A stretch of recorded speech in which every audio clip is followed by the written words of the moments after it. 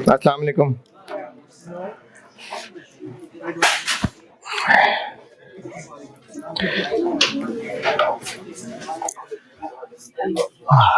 दुरूद शरीफ पढ़ लें।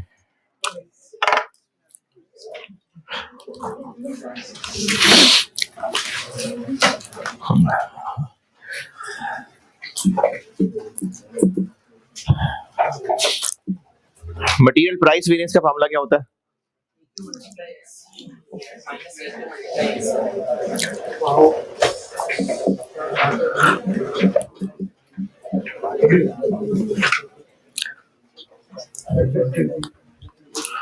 मटेरियल प्राइस वेरिएंस का फार्मूला होता है ये।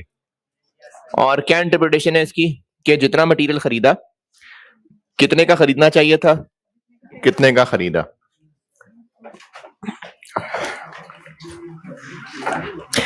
सेल प्राइस वेरिएंस क्या होगा?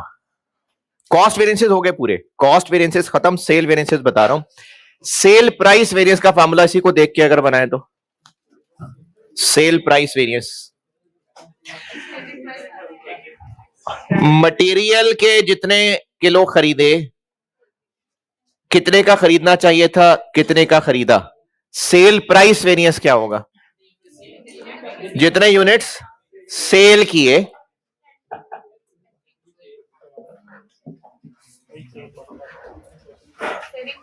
कितने का बेचना चाहिए था और कितने का बेचा। तो स्टैंडर्ड प्राइस और एक्चुअल प्राइस, इधर क्या लिखूं और इधर क्या लिखूं?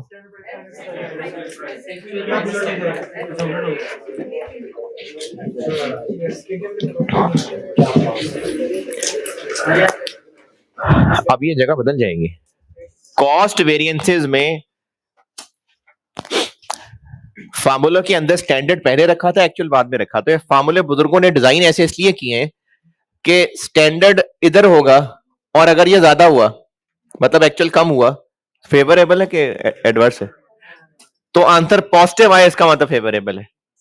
इसी तरह अगर ये ज्यादा होगा स्टैंडर्ड से, एक्चुअल खर्चा ज्यादा होगा तो एडवर्स है। इसको इधर इसलिए लिखा ताकि ये ज्यादा हो तो आंसर नेगेटिव आ जाए, मतलब एडवर्स। इसी तरह से ये भी प्लान किया गया है। असल में जितने का बेचा और जितना स्टैंडर्ड रखा था बेचेंगे, असल में ज्यादा बेचा तो फेवरेबल है कि, तो इसको इधर इसलिए रखा है ताकि अगर ये ज्यादा हुआ तो आंसर पॉजिटिव आ जाए और अगर ये कम हुआ तो आंसर नेगेटिव आ जाए, इसलिए इसकी जगह ऐसी रखी हुई है। तो सेल प्राइस वेरिएंस होता है कि जितने यूनिट्स बेचे, कितने का बेचना था, कितने का बिका। और ये क्या चीज बन गई? Actual total sales for the period. Page 7 शायद, पता नहीं 6 7 8, अच्छा। पेज 5 6 पे वो थ्योरेटिकल पोर्शन कहा था मैंने, तो ये आपने पढ़ना है, करना है। और पेज 8 पे सेल के वेरिएंसेस, सबसे पहला टॉप पे सेल प्राइस वेरिएंस, वो ये है। और ये भी कर लें, ये क्या चीज बनी? Actual total sales for the period. Actual total sales for the period.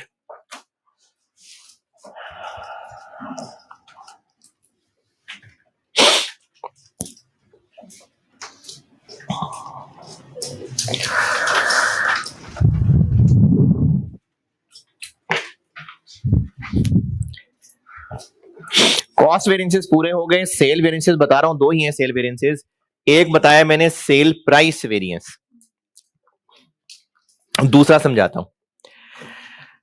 अच्छा, जो रीजन बता रहा हूं वो नॉलेज के लिए है, समझ आ गया तो ठीक है, वरना करना तो वही है जो फार्मूला बताऊंगा। ये चैप्टर मैंने शुरू किया था यहां से कि साल के शुरू में बजट बनाया और उसमें प्रॉफिट निकला और वो हमारा टारगेट था, जबकि एक्चुअल जो हुआ। अच्छा, अभी अगला टेस्ट कौन सा रख लें? वेरिएंस।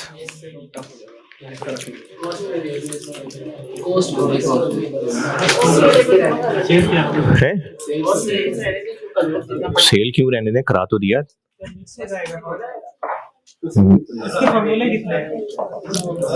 कॉस्ट वेरिएंसेस, चलें ठीक है। निस्बतन हल्का सवाल वेरिएंस का और एक टारगेट कॉस्ट है। मार्जिनल एब्जॉर्प्शन कर तो लिया है, वही करना है जिंदगी में। बस एक टारगेट का, चलो marginal absorption process target mix करके बना दूंगा सवाल।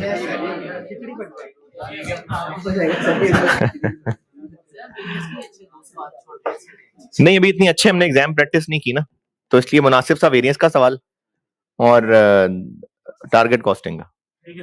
ठीक, जिन्होंने भी देना है टेस्ट देते हुए तो थोड़े लोग ही हैं, देते हैं टेस्ट, चलें अच्छी बात।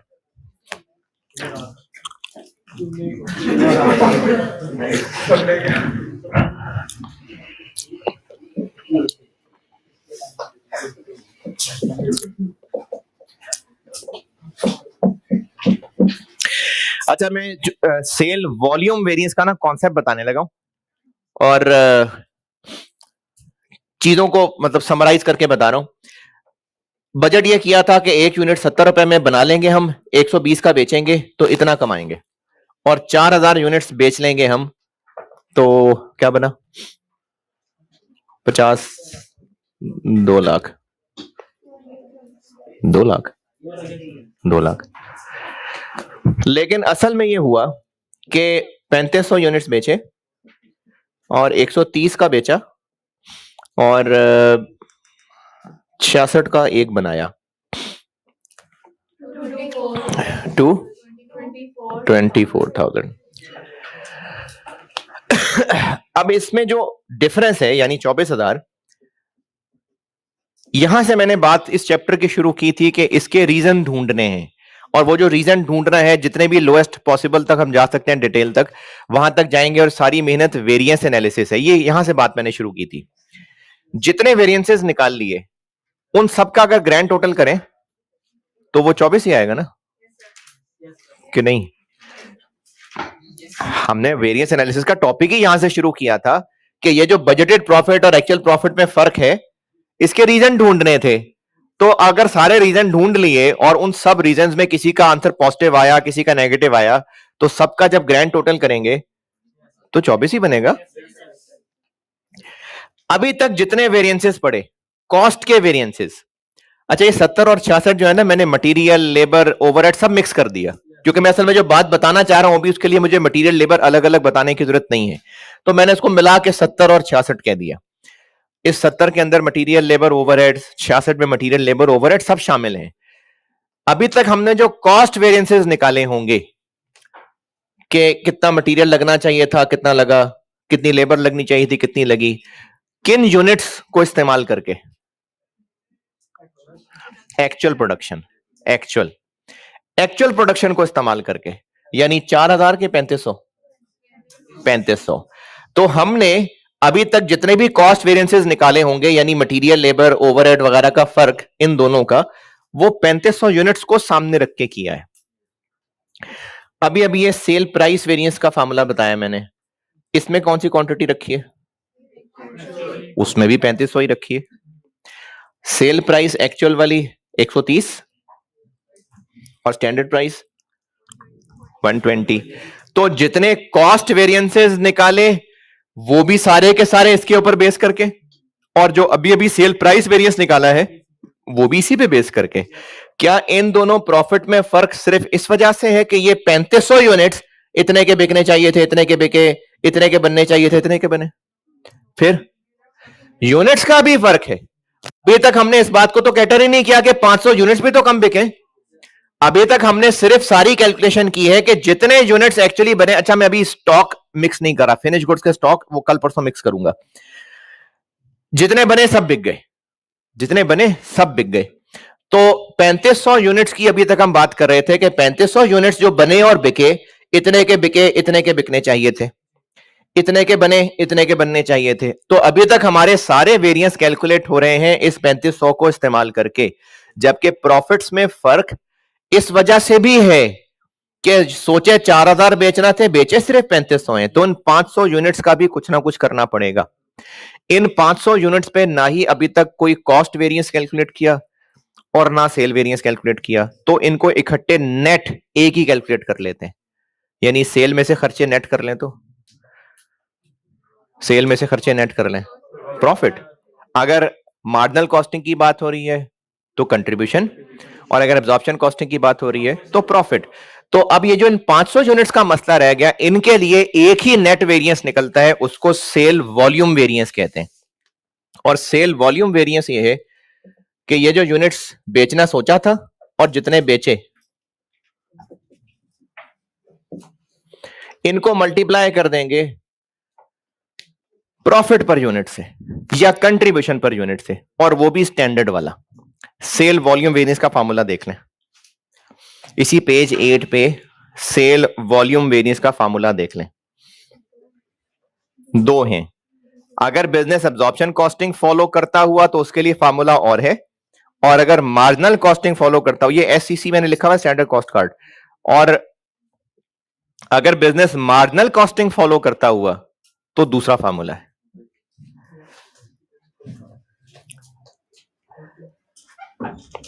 इसी से नीचे वाला सवाल देखें, सेल प्राइस है और नीचे खर्चे दिए हुए, तो प्रॉफिट कैसे निकलेगा? सेल प्राइस में से चारों को माइनस करके। और अगर बिजनेस मार्जिनल कॉस्टिंग फॉलो करता होगा तो ये टेबल की आखिरी लाइन होगी नहीं, तो सेल में से तीनों माइनस करेंगे तो क्या आएगा? कंट्रीब्यूशन। कंट्रीब्यूशन। तो इलस्ट्रेशन कौन सी है ये? 8 कर दें सॉल्व, इलस्ट्रेशन 8 सॉल्व कर दें। हाँ भाई, वो तो मैंने आपको मंगल का नहीं कहा था, बुध का कहा हुआ है।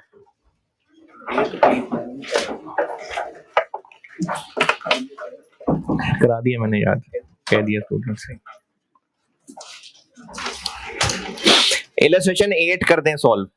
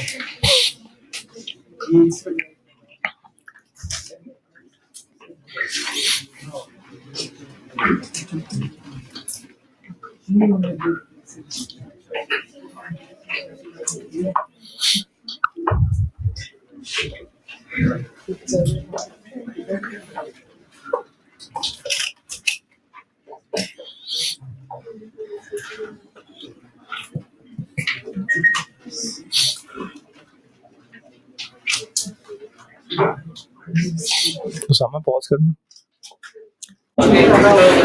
हाँ जी, सवाल done. Sale price variance 20,000 positive, sale price variance 20,000 positive, सबका कमाल हो गया भाई। और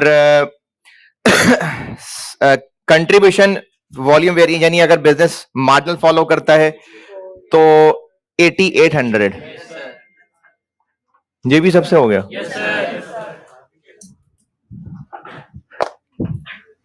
करीब वाले भी, दूर वाले भी, सारे जो मोबाइल देख रहे हैं वो भी, और जो मोबाइल नहीं देख रहे हैं वो भी।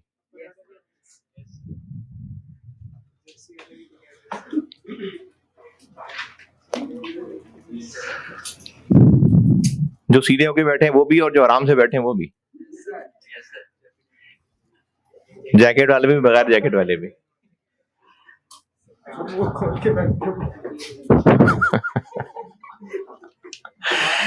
और एब्जॉर्प्शन कॉस्टिंग अगर फॉलो हो रहा है तो वॉल्यूम वेरिएंस 6400, सबसे हो गए सारे।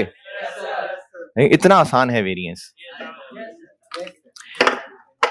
अब चलते हैं पास्ट पेपर्स के सवालों पे, और आसान से शुरू करूं कि सीधा ही मुश्किल से शुरू कर दूं? आसान से शुरू। चलें फिर एक आसान से शुरू करते हैं, कल फिर मुश्किल करेंगे।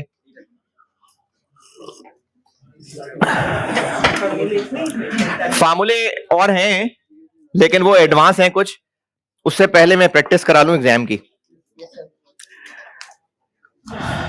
एग्जाम क्वेश्चंस करने के लिए सबसे पहली और कीमती नसीहत कि आपने ना सवाल सॉल्व करना है, बाद में सबसे पहले आपने प्रॉपर स्टैंडर्ड कार्ड बनाना है। ये शुरू में ही बता रहा हूं कि बार बार आप लोगों को कहना पड़ेगा, आप लोग जिद्दी हैं, आप लोग नहीं बनाएंगे, फिर सवालों में मुश्किलें आएंगी, इसलिए कह रहा हूं कि स्टैंडर्ड कार्ड बनाएंगे, बनाना है स्टैंडर्ड कार्ड।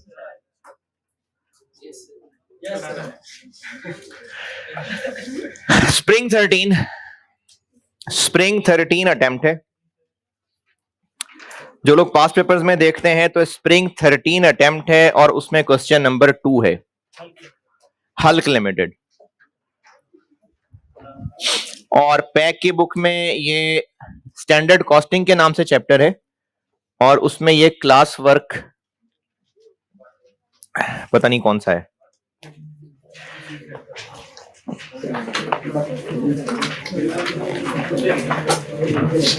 हाँ जी, आई के पैक की बुक में नहीं किधर चला गया।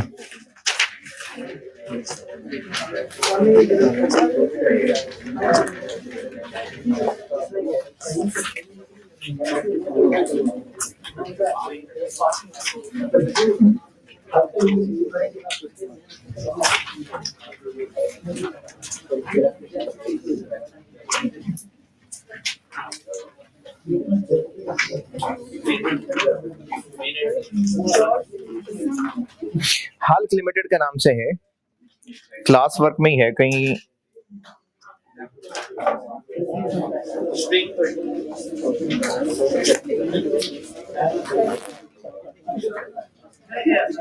कहाँ है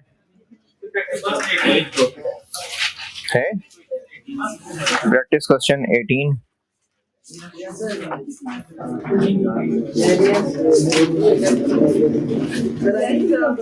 जी, पैक के बुक में पेज 377 प्रैक्टिस क्वेश्चन 18। ये इस पे अटेम्प्ट नहीं लिखी हुई लेकिन मैं बता रहा हूं, ये स्प्रिंग 13 अटेम्प्ट का क्वेश्चन 2 है। Spring 13 question 2 Hulk limited. अच्छा, जिनके पास पास्ट पेपर्स है वो रिक्वायरमेंट में एक चेंज कर लें। पार्ट ए में क्या लिखा हुआ है? Material, labour and overhead variances, full stop. तो ये जो यूज फोर वेरिएंस मेथड है ना, ये काट दें। ये पुराना एक कॉन्सेप्ट होता था, ये अब नहीं है, तो ये पुराने दौर की बात है। यूज फोर वेरिएंस मेथड जो लिखा हुआ वो छोड़ दें। सवाल पढ़िए, मैं करता हूं बोर्ड पे।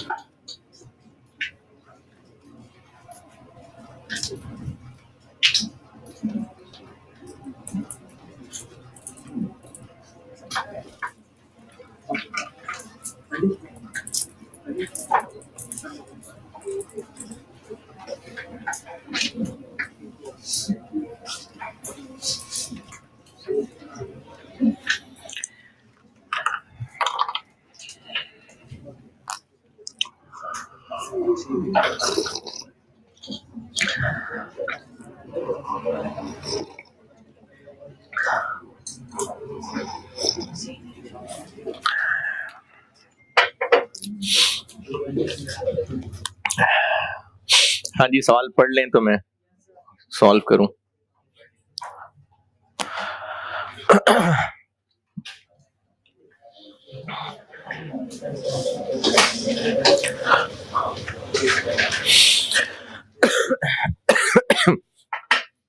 अच्छा, वो इलस्ट्रेशन 7 होमवर्क दी थी, उसका भी आंसर सुन लें खुश होने के लिए।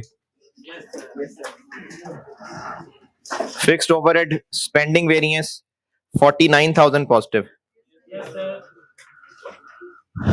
जिन्होंने किया है 49,000 पॉजिटिव, नहीं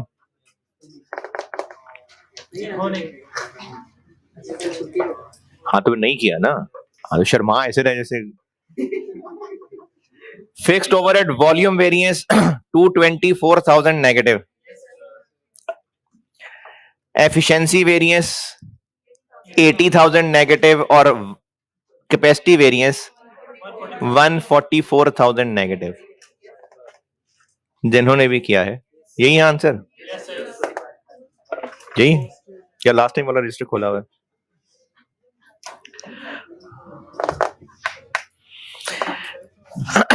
सवाल की रिक्वायरमेंट बी में क्या लिखेंगे?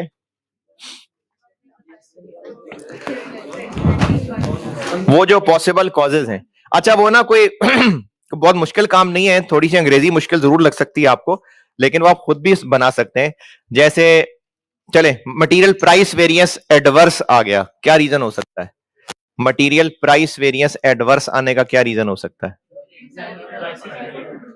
प्राइस, और तो प्राइस बढ़ी है तो एडवर्स आया ना, ये कोई रीजन थोड़ी है। प्राइस बढ़ी है तो एडवर्स है ना, तो यही तो पूछ रहा हूं कि एडवर्स का रीजन क्या है? प्राइस क्यों, हम क्यों एक्चुअल प्राइस ज्यादा थी? हमारी सोच से ज्यादा इन्फ्लेशन हो गई। हो सकता है गवर्नमेंट ने कोई ड्यूटी लगा दी, हो सकता है जिस सप्लायर से हम डिस्काउंटेड प्राइस पे लिया करते थे उस सप्लायर वो बैंकरप्ट हो गया हो सकता है हमने ड्यूरिंग द ईयर महंगी क्वालिटी वाला मटेरियल लगाना शुरू कर दिया हो। तो ये पॉसिबल रीजन हो सकते हैं। तो इसी तरह से ना ये सारे रीजन हैं, मैंने आईकेप की बुक से कॉपी करके लिखे हुए, आप रट्टा ना लगाएं लेकिन पढ़ जरूर लें। तो पार्ट बी का तो आंसर हो जाएगा वही थ्योरेटिकल वाला। पार्ट ए, मटेरियल के वेरिएंसेस पूछे हैं। कौन से वेरिएंसेस? सारे, यानी मटेरियल प्राइस वेरिएंस भी, मटेरियल क्वांटिटी वेरिएंस भी, मटेरियल कॉस्ट वेरिएंस भी। हाँ यहां पर सुन लें बात, ये जो मटेरियल प्राइस वेरिएंस और मटेरियल क्वांटिटी वेरिएंस है ना, ये है असल में मटेरियल के वेरिएंसेस। कॉस्ट वेरिएंस तो वैसे ही इनको कंबाइन करके एक चीज बनाई गई है। तो अगर आपसे वेरिएंसेस पूछे जा रहे हैं, बस कहा है वेरिएंसेस निकाल दें, तो कॉस्ट वेरिएंसेस नहीं है, उनके जो टुकड़े हैं ना वो है वेरिएंसेस। यानी अगर मटेरियल के वेरिएंसेस कहा है तो कॉस्ट वेरिएंस नहीं निकालना, प्राइस और क्वांटिटी। लेबर के वेरिएंसेस कहे हैं तो लेबर कॉस्ट वेरिएंस नहीं जरूरत है, labour rate variance, labour efficiency variance और आइडल टाइम वेरिएंस। तो ये जो पहला पहला टोटल वाला वेरिएंस था वो बस वैसे ही उनका टोटल किया हुआ था, वो सिर्फ इसलिए बताया था कि अगर नाम लेके पूछ ले तो कैलकुलेट कर सके, या फिर मिसिंग फिगर्स वाले भी सवाल करने हैं उनमें काम आ जाता होता है। तो इसमें हमने मटेरियल के वेरिएंसेस, लेबर के वेरिएंसेस और ओवरहेड के वेरिएंसेस निकालने। ओवरहेड के कौन से? वेरिएबल के ओवरहेड वेरिएंसेस, बस ओवरहेड वेरिएंसेस कहा है तो वेरिएबल के भी और फिक्स्ड के भी।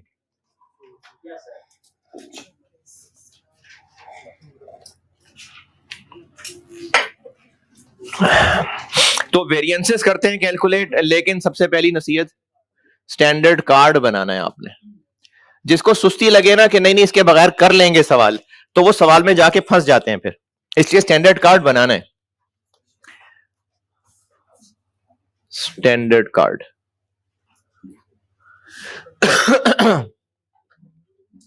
क्वांटिटी, रेट और टोटल। डायरेक्ट मटेरियल,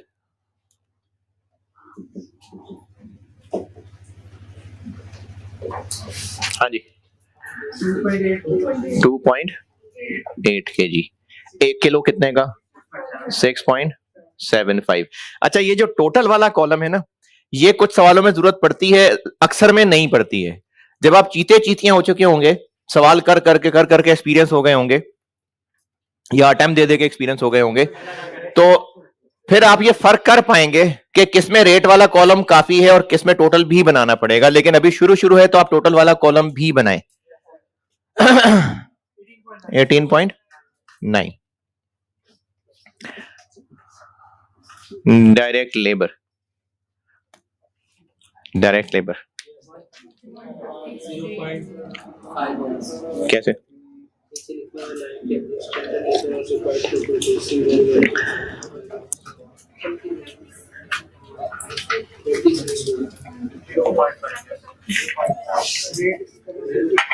इसका रेट 150 है और जो इसकी क्वांटिटी है वो टेबल के नीचे लिखा हुआ है, दूसरे टेबल के नीचे नहीं सॉरी पहले टेबल के नीचे के स्टैंडर्ड लेबर आर 1 यूनिट बनाने के लिए 30 मिनट है, यानी आधा घंटा, तो 0.5 आर, ये बन गया 75। अच्छा, वेरिएंस के सवालों में ना ये जरूरी होता है पहचानना कि बिजनेस मार्जिनल कॉस्टिंग फॉलो करता है या एब्जॉर्प्शन कॉस्टिंग। तो कैसे पता चलेगा?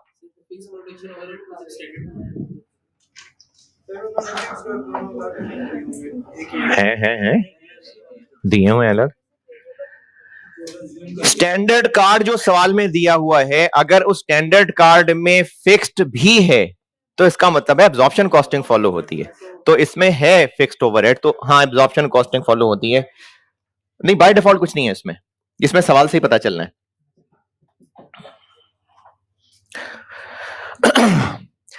वेरिएबल ओवरहेड और फिक्स्ड ओवरहेड, इनकी क्वांटिटी जो है ना, ज्यादातर वो आर्स से ही होती है, वही बल्कि हर दफा ही आर्स होते हैं इसमें, वेरिएंस वाले सवाल में स्पेशली। तो या तो वो मशीन आर से लिंक्ड होगा या लेबर आर से लिंक्ड होगा। अगर मशीन आर होंगे तो सवाल वाला बता देगा, लेबर आर होंगे तो लेबर आर उसको अलग से बताने की जरूरत नहीं है, वो तो यही है। अगर मशीन आर हुए ना, अगर सवाल में लिखा होता कि जो वेरिएबल ओवरहेड है वो 12 रुपए पर मशीन आर हैं, तो 1 यूनिट के लिए कितने मशीन आर लगने हैं फिर सवाल में बताया होता। लेकिन लिखा हुआ है 12 रुपए पर, तो लेबर आर तो जो यहां पर है वही इन दोनों के लिए भी है। फिर ओवरहेड्स अगर मशीन आर से लिंक्ड हुए तो मशीन आर्स की क्वांटिटी सवाल में अलग से बताई होगी, लेकिन अगर वो लेबर से लिंक्ड है तो यही ऊपर वाला ही,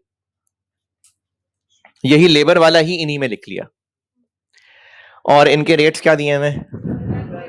12 और 18 यानी 6 और। तो वेरिएंस के सवाल में आपने स्टैंडर्ड कार्ड बनाना है लाजमी सबसे पहले। कुछ सवाल होंगे उनमें ना सारा नहीं बन सकेगा, चलो जितना बन सकेगा बना लेंगे। बस अब वेरिएंस निकालते हैं। मटेरियल के variances, material price variance.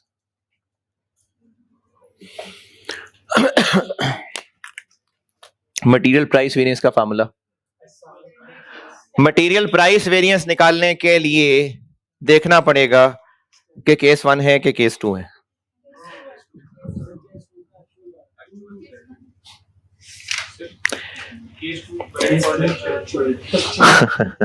Case 2 है ही नहीं। कितना मटेरियल खरीदा, कितना इस्तेमाल हुआ, कहीं अलग अलग नहीं बताया, तो वो केस 1 है। केस 2 होता अगर परचेज्ड और यूज्ड डिफरेंट होता तो, और केस 2 होता फिर देखते कि material inventory is valued at standard cost है या एक्चुअल कॉस्ट है, तो केस 2 ही नहीं है, तो ये केस 1 है। इसलिए केस 1 में वो सादा सादा ही AQ था। तो material price variance SC into AQ minus AC into AQ। अच्छा, फार्मूला पेपर में लिखना होगा कि नहीं लिखना होगा, लिखना चाहिए कि नहीं लिखना चाहिए? हाँ जी, लिखना चाहिए। क्यों नहीं लिखना चाहिए है? देखें, आप ना फार्मूला जरूर लिखना, क्योंकि अगर आप फार्मूला नहीं लिखेंगे तो फार्मूला कहाँ होगा? आपके दिमाग में होगा। फिर वो अगर एक मोबाइल के ऊपर बहुत सारी एप्स खोल लें तो हैंग हो जाता है ना, तो दिमाग हैंग हो जाएगा आपका। तो इसलिए जितनी भी कैपेसिटी थोड़ी सी भी उसके अंदर है, अगर आपने फार्मूला भी उसी के ऊपर रख लिया तो फिर फार्मूला दिमाग में ले लेके ना सारा फार्मूला भी कैरी कर रहे होंगे और सवाल भी सॉल्व कर रहे होंगे। इसलिए फार्मूला पेपर पे लिखें। अब फार्मूला लिखने के बाद एक एक चीज करके ढूंढ लें सवाल के अंदर। और दूसरा फायदा, ये तो मुझे नहीं पता फार्मूला लिखने का नंबर होता है कि नहीं होता होगा, लेकिन अगर इस वेरिएंस कैलकुलेट करने के लेट से 1.5 नंबर है और आपने फार्मूला नहीं लिखा, बस फिगर्स ही कैलकुलेट करके आंसर लिख दिया और 4 में से कोई एक फिगर ही गलत कर दिया आपने, तो आपका तो आंसर गलत है। अब फार्मूला लिखा होगा तो शायद आधा नंबर दे दे वो, ये देख के कि फार्मूला तो आता है। तो इसलिए फार्मूला लिखना चाहिए। लिख लिया, अब इसमें चीजें डाल लें, SC ये या ये। हम बात कर रहे हैं मटेरियल के कितने किलो, तो ये 6.75 इंटू AQ कितना, एक्चुअल कितना मटेरियल इस्तेमाल हुआ, कितने एक्चुअल किलो इस्तेमाल हुआ, जरूरत ही नहीं है।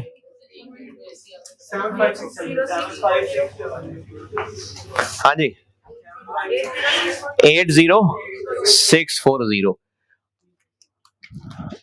80, और ये सवाल में दिया हुआ है, नहीं दिया हुआ, तो ये हम पूछ लेते हैं मकड़ी से। और कैसे 5504 ये टोटल रुपए हैं और एक है 6.25 का।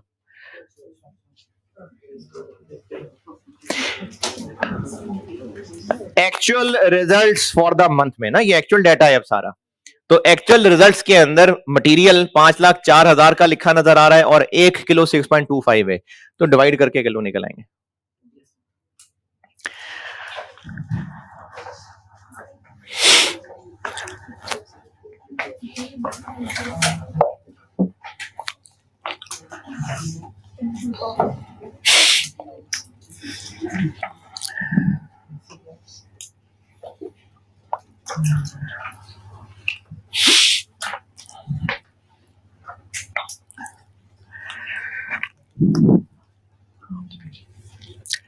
और ये तो 504 ही है, लिखना है तो उसको बिल्कुल लिख सकते हैं 6.25 इंटू 8064, वरना यही तो है 504। 403 पॉजिटिव नेगेटिव पॉजिटिव, ये material price variance.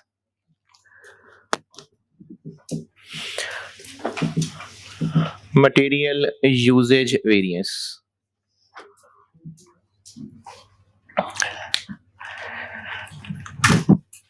Standard cost into standard quantity minus standard cost into actual quantity. Standard cost 6.75, standard quantity, हाँ जी स्टैंडर्ड क्वांटिटी। स्टैंडर्ड क्वांटिटी कैसे निकालते हैं, जितने यूनिट्स एक्चुअली बनाए इनटू ये, तो कितने बनाए एक्चुअली यूनिट्स, 27,000, ये लिखा हुआ है दूसरे टेबल के नीचे। Actual labour hours consumed by HL for producing 27,000 units, तो एक्चुअल प्रोडक्शन 27,000 इंटू 2.8, या बेशक ऐसे लिख लें इसको, यानी अलग अलग तोड़ के लिख लें, ये SQ हो गया, जितने यूनिट्स बनाए इनटू ये, है ना, माइनस 6.75 इंटू ये 80640 34020 negative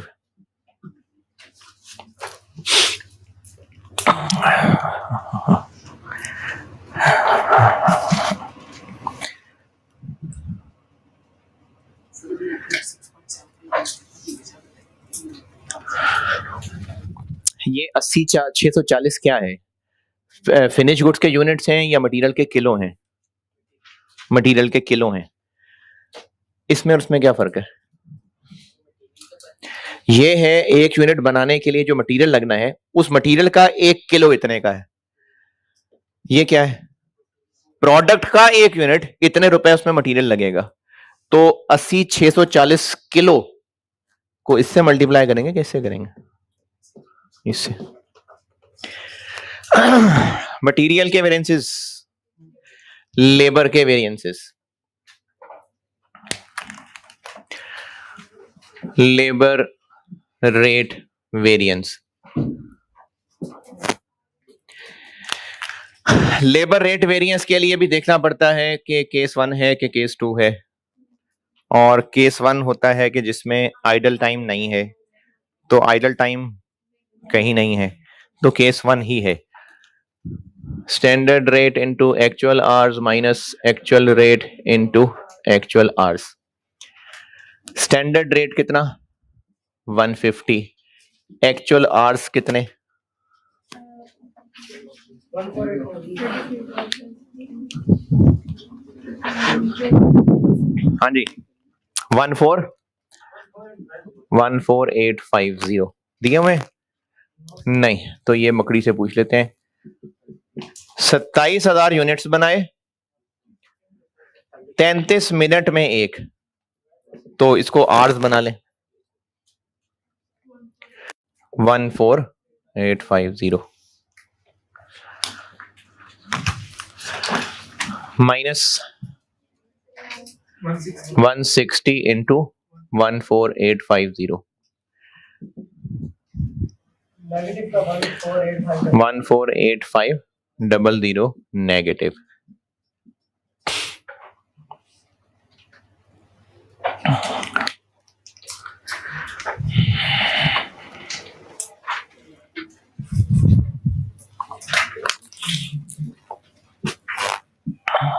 labour efficiency variance.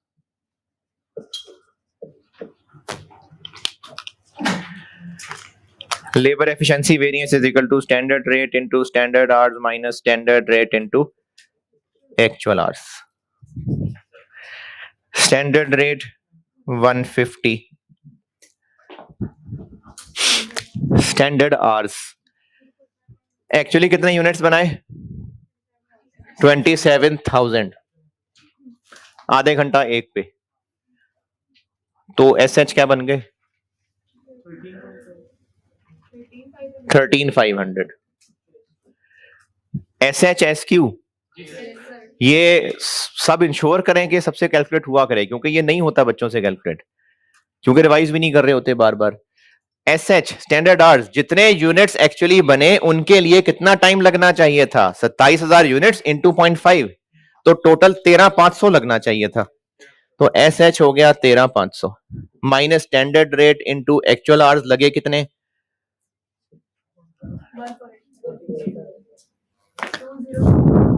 202 negative.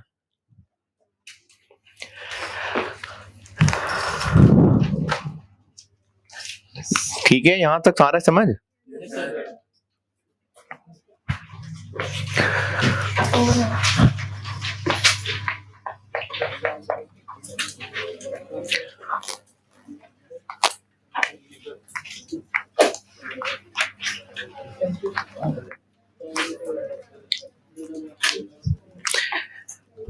Variable overheads के वेरिएंसेस, वेरिएबल ओवरहेड्स खर्चा वेरिएंस।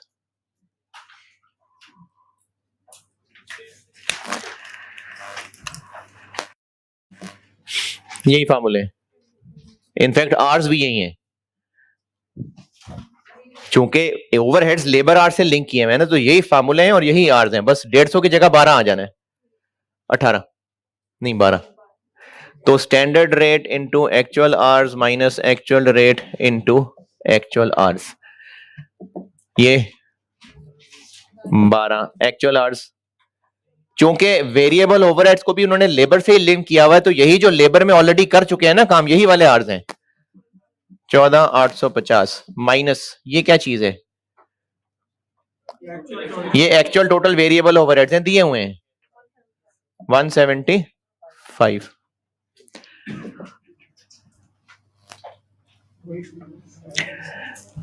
ये दिए हुए 175,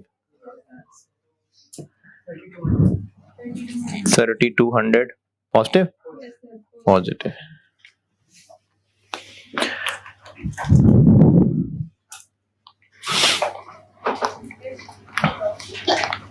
यार या तो सब समझ आ रहा है, कुछ भी समझ नहीं आ रहा, कुछ सवाल ही नहीं पूछ रहा। समझ आ रहा है, पक्की बात है, बस ठीक है, सबको आ रहा है फिर।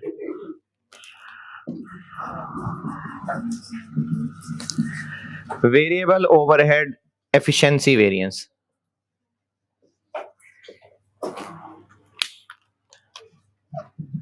Standard rate into standard hours minus standard rate into actual hours.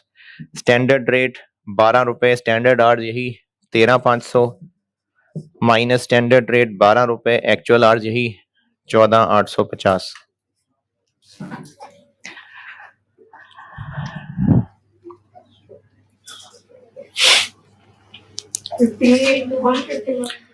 है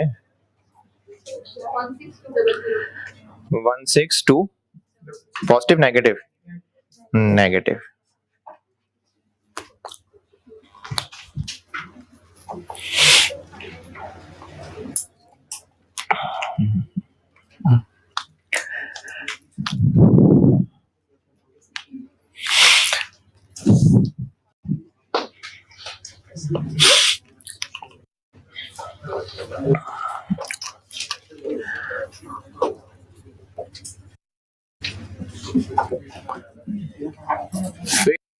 फिक्स्ड ओवरहेड्स खर्चा variance,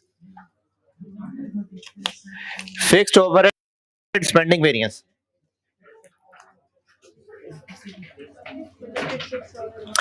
budgeted fixed overheads minus actual fixed overheads.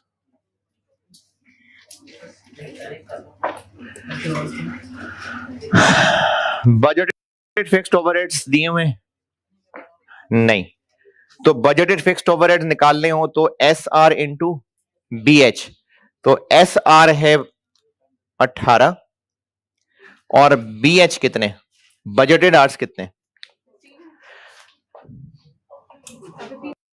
15,000। ये बजटेड आवर्स ही होंगे, क्योंकि कहा हुआ है कि standard operating capacity per month इतना है, वैसे ये नॉर्मल है तो इतने ही बजटेड होंगे फिर, वरना और कहां है बजटेड। तो ये 15,000 बजटेड आवर्स ही हैं, तो 15,000 और एक्चुअल, अच्छा एक्चुअल फिक्स्ड ओवरहेड्स टोटल ही होने चाहिए थे और टोटल ही दिए होने चाहिए थे, ये कोई पर यूनिट चीज थोड़ी है। लेकिन चलो उन्होंने जबरदस्ती सही कर दिया पर यूनिट कैलकुलेट, तो हम कर लेते हैं टोटल। 17 उसने दे दिए पर यूनिट कह के, पर आर कह के, तो हम उसको टोटल बना लेते हैं 148 नहीं 27 नहीं 17 पर आर है। टोटल फिक्स्ड ओवरहेड्स दिए होने चाहिए थे, जैसे वेरिएबल ओवरहेड दिए ना टोटल 1,75,000, तो फिक्स भी टोटल ही होने चाहिए थे वो होते ही टोटल है, लेकिन चलो कर ली शरारत, उसने 17 रुपए पर आर दे दिए, तो हमने बना लिए टोटल 17,550 पॉजिटिव। और last fixed overheads volume variance,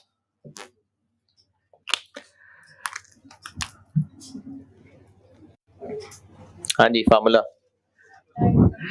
applied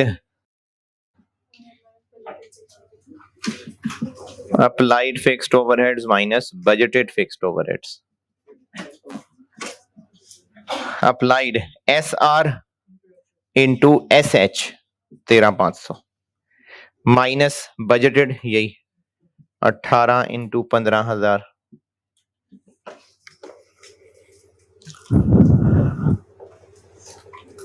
27,000 negative.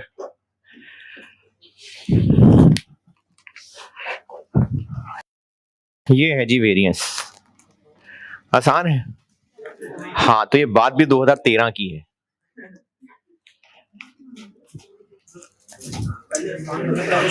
पहले सीए बहुत आसान था, मैंने मैट्रिक पास किया था, उन्होंने कहा लो तुम सीए हो। पहले बहुत आसान था ना।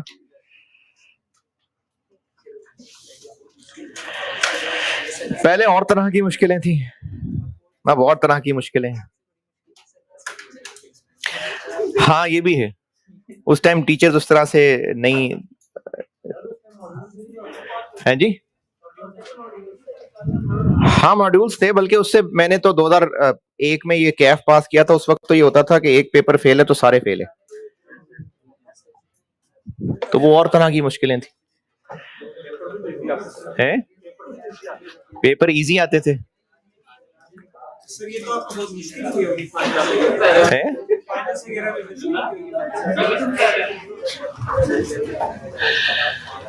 एक सवाल होमवर्क, एक सिर्फ, कवाली से फारिग हो गए सही। एक सवाल होमवर्क, एक सवाल होमवर्क सिर्फ।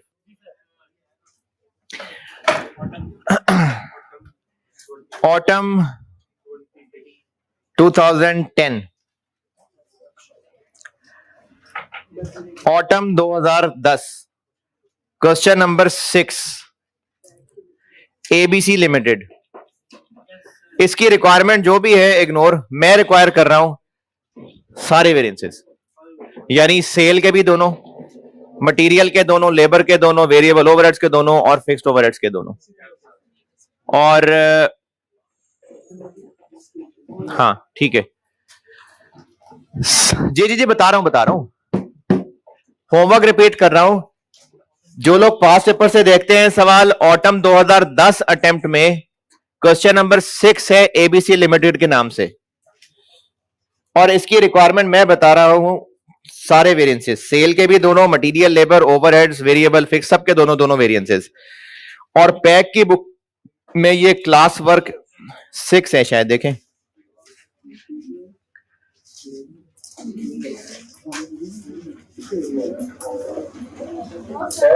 नहीं, क्लास वर्क 6 नहीं है, 14 है, फिर देखो।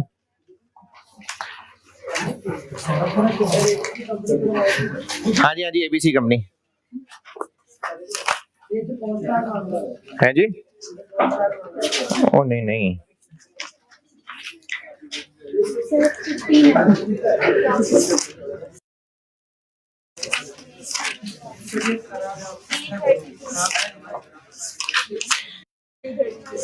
पेज 332 पे क्लास वर्क 15, क्लास वर्क 15, ये इस पे लिखा नहीं हुआ लेकिन बता रहा हूं, ये ऑटम 10 अटेम्प्ट का क्वेश्चन 6 है, और इसकी रिक्वायरमेंट इग्नोर करें, मैं रिक्वायर कर रहा हूं वो करके लाइएगा। सेल के भी, मटेरियल, लेबर, वेरिएबल और फिक्स्ड, इन सब के दोनों दोनों वेरिएंसेस करके आइएगा। कल से फिर मैं ये मुश्किल सवालों से मुकाबला शुरू करते हैं। ठीक है जी, अल्लाह हाफ़िज़।